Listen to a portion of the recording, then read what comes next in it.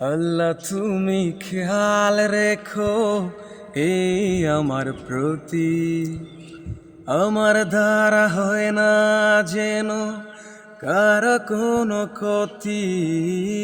আল্লাহ তুমি খেয়াল রেখো এই আমার প্রতি, আমার দ্বারা হয় না যেন কার কোনো ক্ষতি।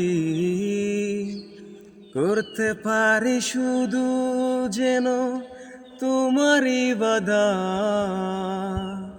তোমার পাপিয়ে বান্দাকে কর রহমত।